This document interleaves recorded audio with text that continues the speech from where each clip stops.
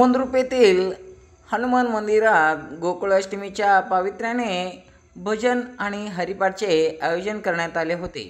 या कार्यक्रमामध्ये लहान व मोठे वारकरी मोठ्या प्रमाणात सहभागी झाले होते।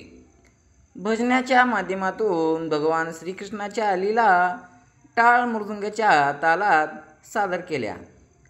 गोकुळाष्टमीच्या शुभप्रसंगी मंदिरात भजन व हरिपाठचे आयोजन करण्यात आले होते।